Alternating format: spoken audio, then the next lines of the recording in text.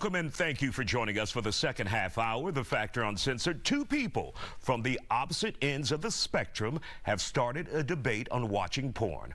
Controversial political commentator Candace Owens and rapper Cardi B. Owens started all of this after calling for a ban on pornography. She says it's a psychological weapon intended to weaken our men. Meantime, Cardi B feels differently. She wrote on Instagram, quote, "It should actually teach men how to please a woman." We posted a poll on our Instagram page tonight. Can men and women learn skills from watching porn? 60% of you voted yes, and 40% of you voted no. Joining us to talk about it, licensed clinical social worker Joe Hartzo and therapist Dr. Angela Jones. Glad to have you here both. So Joe, what do you see as a benefit, if any, when it comes to watching porn? Well, I mean, we think that porn can be a stress release for people when they engage in using that. I think it can be beneficial in, I think economically, it has a tremendous impact in employment, and it's You mean on the industry? Yeah, it's an entertainment business. These are actors and actresses, and really where my concern is when we take pornography as fact, and it is not a factual reality for a lot of people in their sexual engagement. And Dr. Jones, what do you see as the downside of porn or pornography? The thing is, even though I don't typically agree with Candace Owens, what she does say that is correct is that if you are addicted to porn, and I'm using the word addicted to porn, it can change the chemistry in your brain. It has the same elements and addiction qualities as any kind of drug that's out there on the street.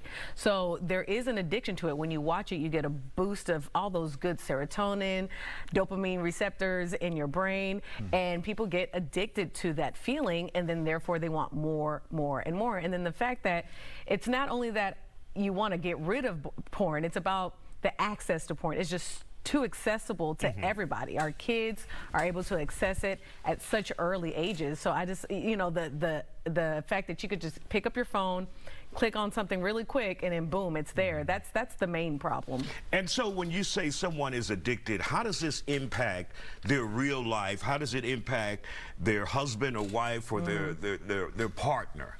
Comparing. I mean, one of the things is that you look at it, and if you start looking at it and actually think this is reality, you're going to want your partner or your spouse to want to mimic what you see on there. But the problem is that every actor on there is well groomed. They all have an orgasm. They all make the same great noises, and that's not reality. Sex is a little bit messier and unpredictable. So it creates expectations that are not realistic.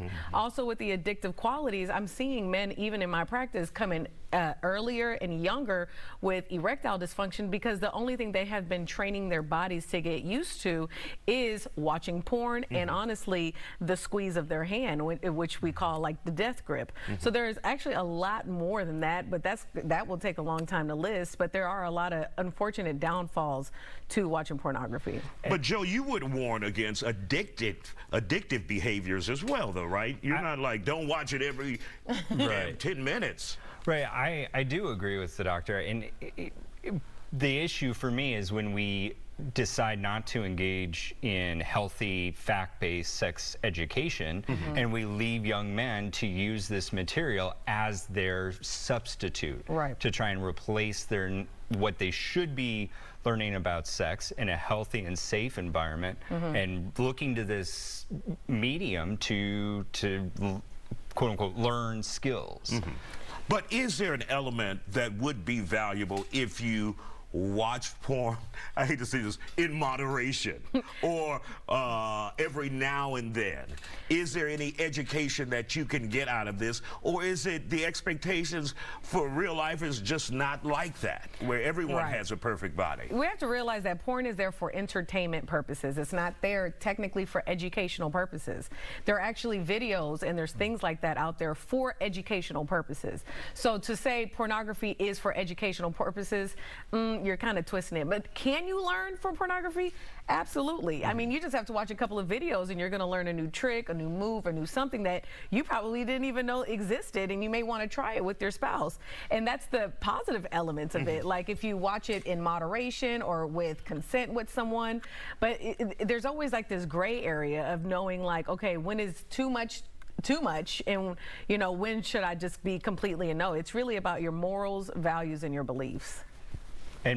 But part of my issue with this, Candace Owens, you know, requesting a ban or suggesting legislation is we outlaw it, and then what? There's no solution to address that, like, and enforce that, right? So it weakens our men, but then we don't want to invest money to help them learn how to have healthy sex and healthy relationships. And so there's not actually a solution from this argument that's being made. All right. I agree. I don't think we'll settle it here, but we love the information you both provided. Thank you for joining us here.